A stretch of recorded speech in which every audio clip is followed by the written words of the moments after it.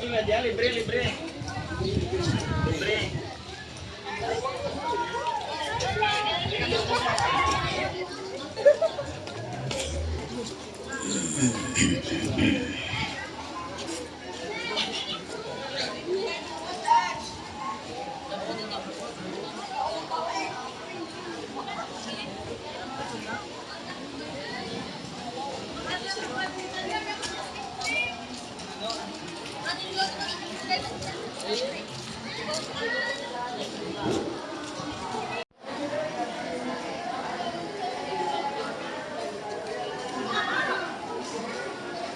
Pasalamat kami kay Gov. Toto nga napilian ang Alejandro Fermesa Memorial National High School nga patindugan sang Teen Center Ridja sa Miagao.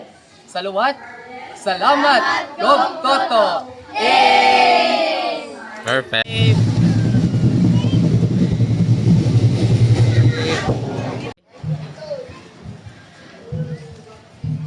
Okay.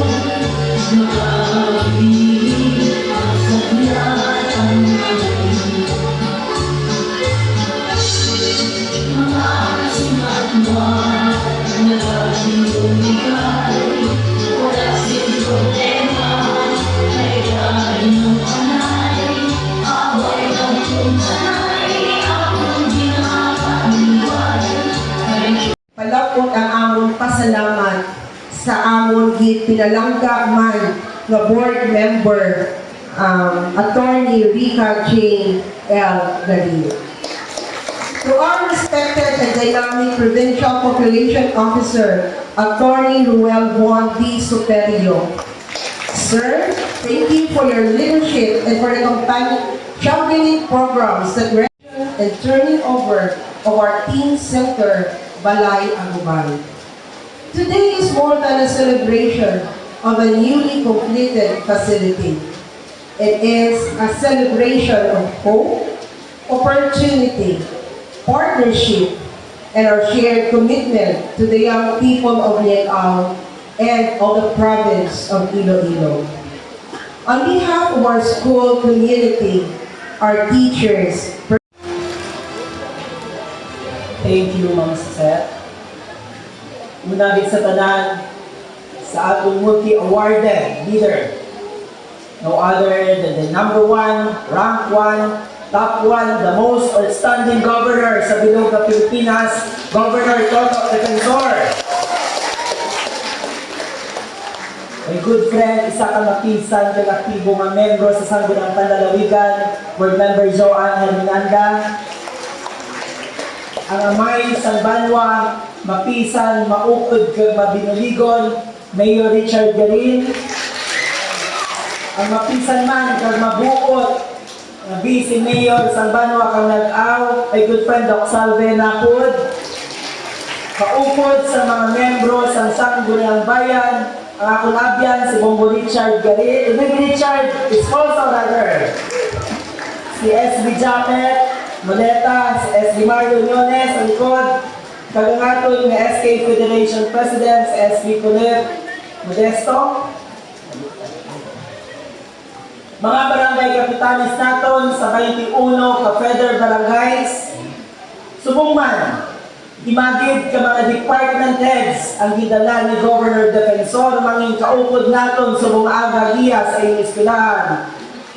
Magpurunihay kag mabinuligay para sa programa sa ating team center. We have Ma'am Aliana Delgado, ang ating provincial librarian, Dr. Jing Fundal, ang sports head, ang head sa ating EDU, the Sports Management and Development Office, na siya maghahatag sa mga equipment para sa mga sports facilities. Naton niya, si Ma'am Aliana may dala ng mga reading materials kag libro nga i-donate sa aton team center. Si Ma'am Mimi Juarez, ang local Santa Sera, and Ma'am L. Nualda, our team center coordinator.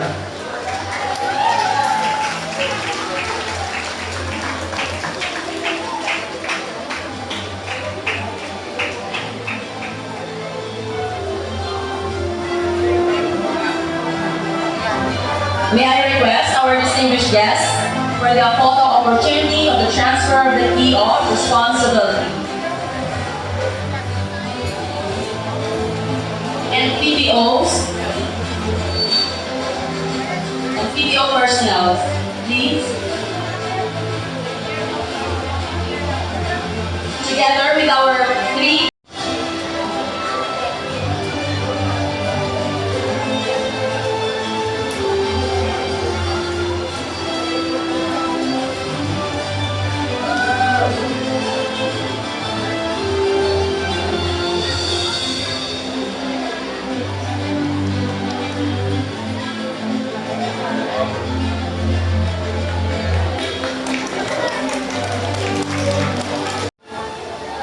Honorable Governor Arthur Toto Defensor Jr., our provincial governor and a true partner in education.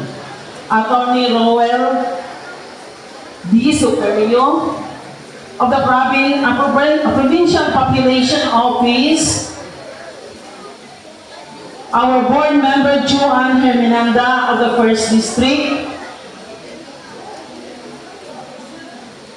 Ma'am Aliana Delgado, Head of the Office of the Provincial Library, Dr. Ginalyn P. Fondal, our Iloilo Sports Development and Management Office Headman, si Dr. Jean. Our engineer is Carelia, our provincial engineer also. Our distinguished local officials, headed by our very visionary and very supportive Municipal Mayor, Engineer Oscar Richard S. Garin Jr., as we call her, ang him tatay of the Municipality of Miagao. And our Vice Mayor, Dr. Salve Picharco, our SB member, Honorable Chapet Moleta, SB member Marlon Yunes, SB member Richard Esposo, Very generous, nagaulikit-kit, kag nagapalangga ka natin. Warat liwa na aton na tatay-tatay sa probinsya kang Iloilo, Governor Tuto Defensor.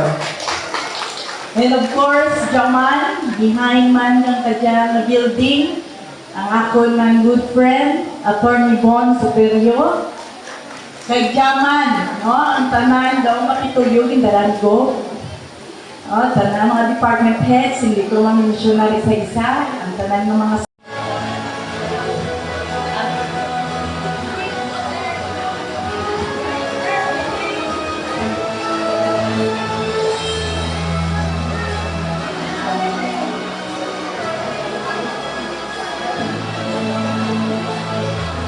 Also, I would like to request Sir Ray Cabales.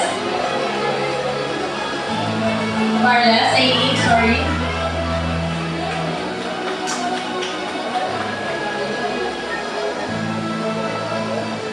Ladies and gentlemen, good noon. Kay Mara ka mo? Baklan mo pandesal?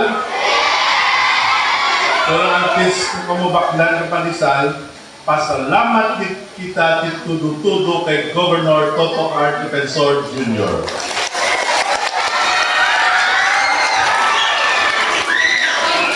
Pinaglandungan na, mahambal kita. Salamat, Governor Toto. Ready? Kay magpalakpak. Salamat, Governor Toto. Ready? Go!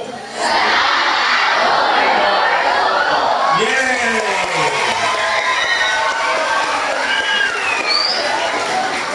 Sa tanan ng mga bisita, salamat din kay extension diya kang birthday ni Ma'am Elma na nag-retire na principal ta last week at the age of 65.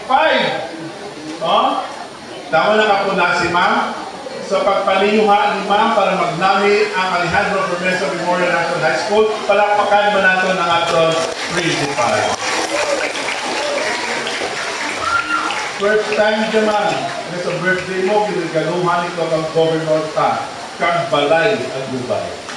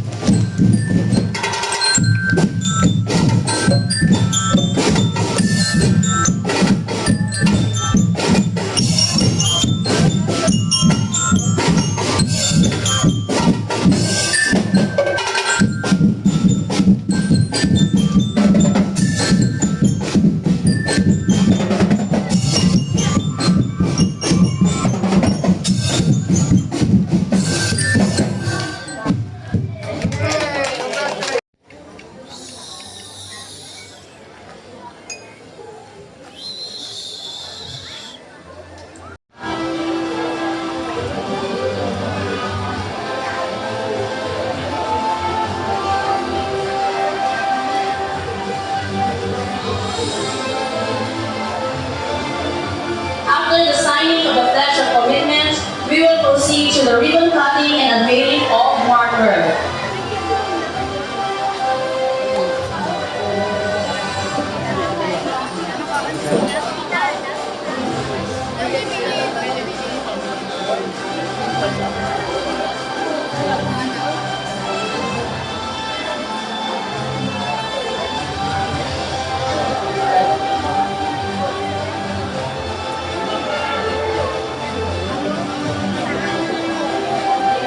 May I request our guests and audience members to please gather around the entrance area of our teen center to witness the landmark moment, the unveiling of the ribbon cutting and unveiling of marker.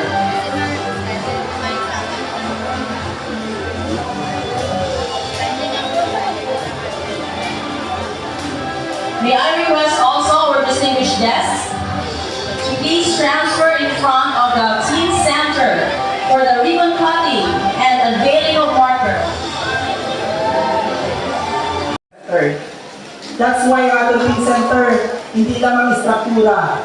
This is a holistic project sa provincial government. Our Department of Education Family, the ever-dynamic officer in charge of Alejandro Fermesa Memorial National High School, si Ma'am El, kag ang former principal naton Via, si Ma'am Elma Santasera, kag ginagabalik-balik ko sa opisina, until siya mag-retire na dani, inaugurahan ta ang inyong ating center.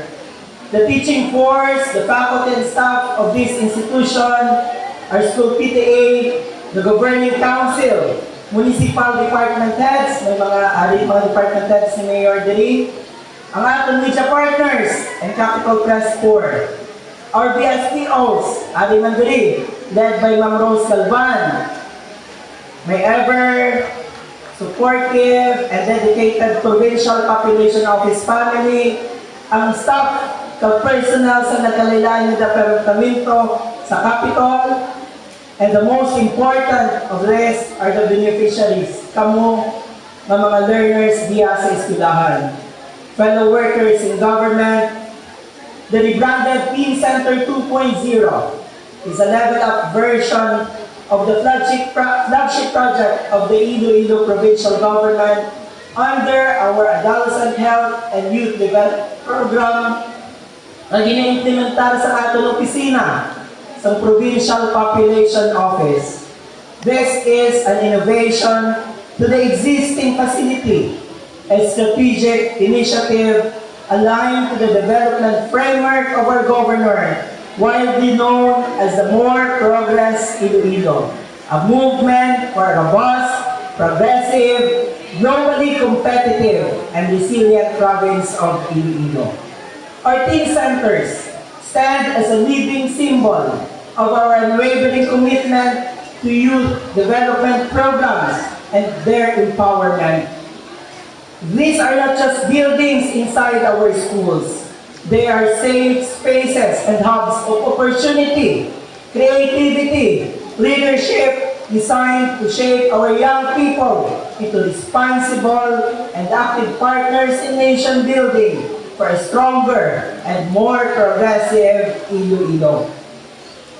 Ang upgraded version sa ating teen center features a standalone building, a single-story facility inspired by the timeless architecture of the historic Gabaldon buildings and Casa Real.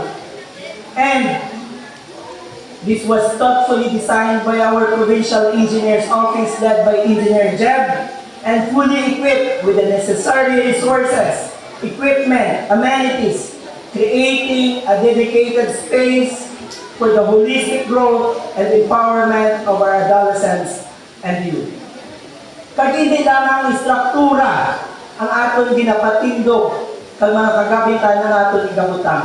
As I have said, ang aton programa isa ka holistic na project kag program sa probinsya.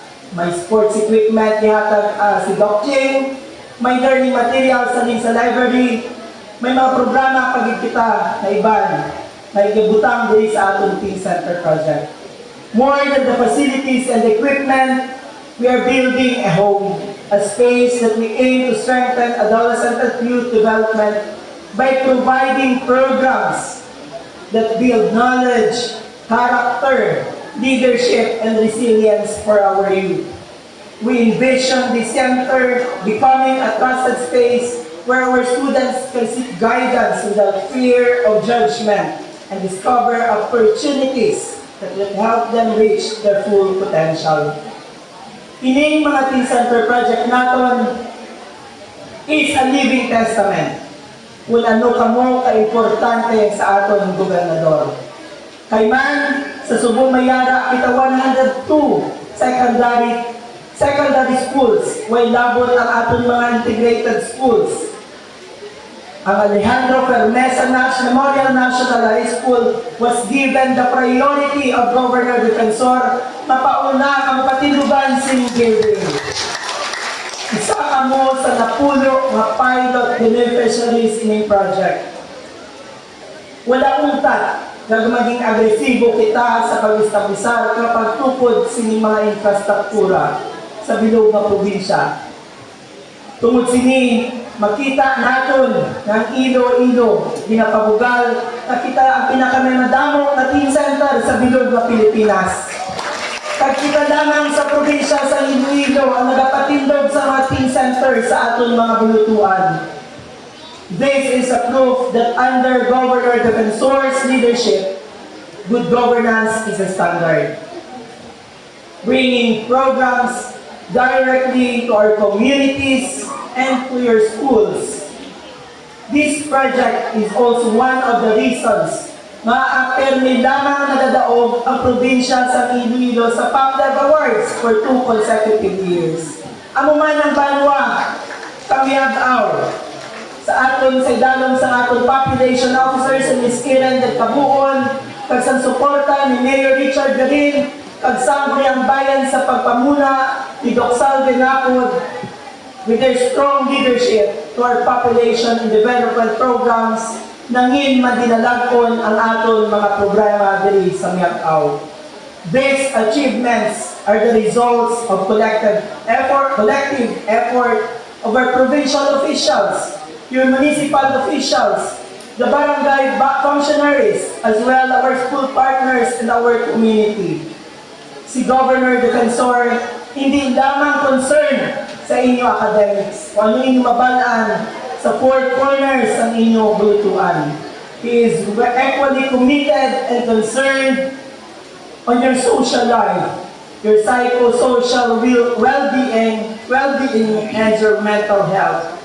Ang pag-establisar sa atong teen center, isa ka importante nga estratehiya agud sabton ang nagapadayon ng mga challenges sa inyong mga kabataan, kapareho sa problema ng bullying, on child abuse and exploitation, kag labi ang problema naton sa teenage pregnancy.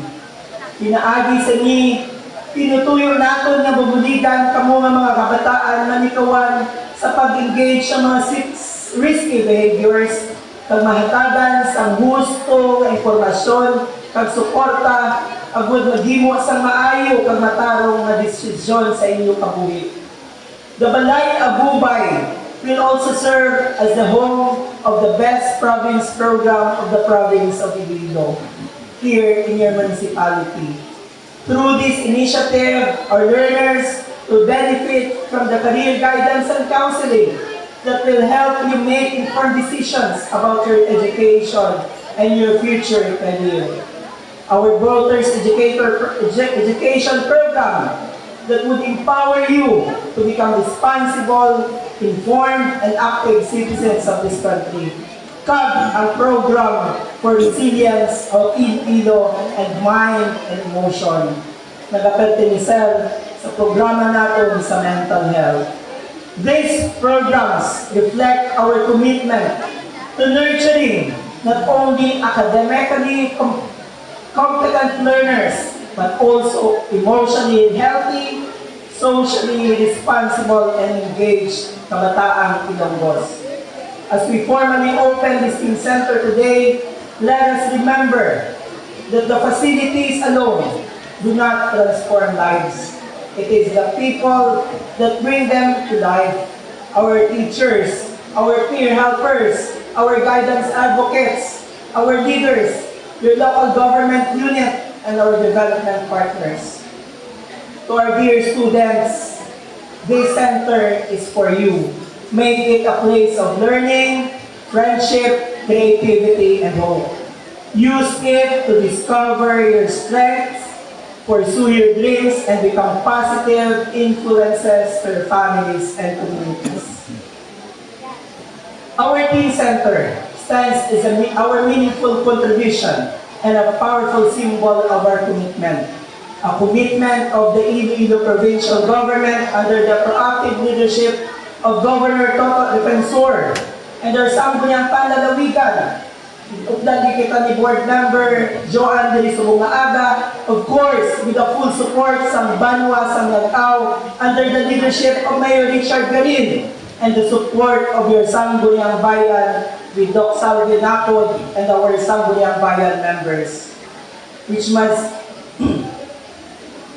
and with this, we congratulate you, the Alejandro Fermesa Memorial National High School, and the municipality of Miagao, and to everyone who have made this milestone possible. Thank you and good morning.